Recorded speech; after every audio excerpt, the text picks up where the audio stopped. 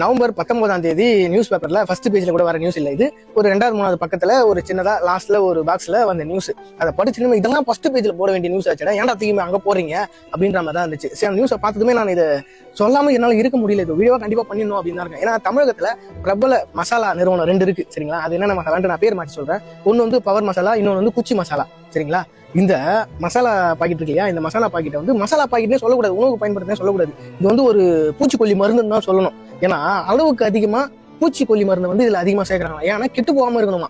ஒரு 100 gram masala packet கெட்டு போகாம இருக்கிறதுக்கு நீங்க என்ன பண்ணணும், ஒரு 2 மாசம் எக்ஸ்பைரி டேட் கொடுத்தா பரவாயில்ல, 10 மாசத்துக்கு எதுக்கு நீங்க எக்ஸ்பைரி டேட் கொடுக்குறீங்க அப்படின்னு சொல்லிட்டு ஃபுட் இன்ஸ்பெக்டர் எல்லாம் கேட்டிருக்காங்க. அவங்க வந்து அதுக்கு அப்படி போட்டிருக்காங்க. இதுல ஹைலைட் என்னன்னா, இந்த மஞ்சத்தூள் இருக்கு இல்லையா, கிருமி நாசினின்னு சொல்ற இந்த மஞ்சத்தூள்லயே கிருமி, அதாவது பூச்சி வரக்கூடாது, கெட்டு போகக்கூடாதுன்ட்டு பூச்சிக்கொல்லி மருந்தும் கிருமி நாசினியும் சேர்க்கிறாங்களாம்.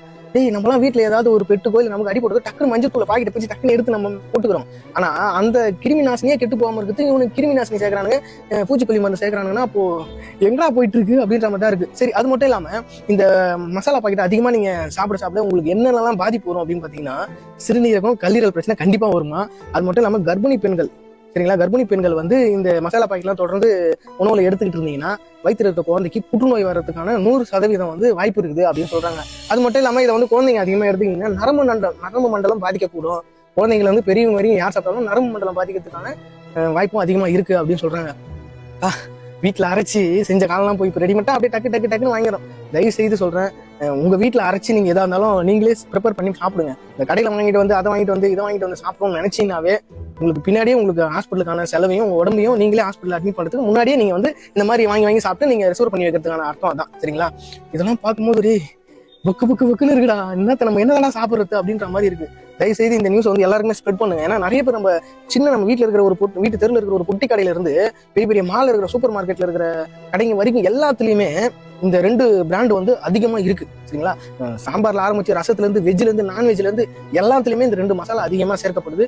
தயவு செய்து இந்த நியூஸ் எல்லாருமே ஸ்ப்ரெட் பண்ணுங்க, ஷேர் பண்ணுங்க.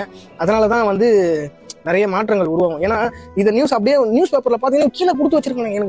எனக்கு பார்க்கும்போதே ஒரு மாதிரி இருக்கு, என்னடா இந்த நியூஸை போயிட்டு கீழே கொடுத்து வச்சிருக்கீங்க, ஹெட்லைன்ல கொடுங்கடா அப்படின்ற மாதிரி இருக்கு. ஆமாங்க, நம்ம சாதாரணமா இந்த சோசியல் மீடியால வீடியோ போடும்போதே நம்மளுக்கு வந்து கேஸை போடுவானுங்க, இந்த வீடியோ டெலிட் பண்றதுக்கான வாய்ப்புலாம் அதிகமா பண்ணுவானுங்க. ஸோ ஒரு நியூஸ் பேப்பர்ல போட்டீங்கன்னா இப்போ எந்த அளவுக்கு பண்ணுவாங்க. ஏன்னா எனக்கு அவ்வளவு பெரிய பிராண்டா வளர்ந்துருக்கானுங்க. என்ன சொல்றது, நம்ம உடம்பு நம்ம தான் பாத்துக்கணும். ஸோ நம்ம காசை கொடுத்து நம்ம உடம்பு கெடுத்துக்க வேணாம், அவ்வளவுதான்.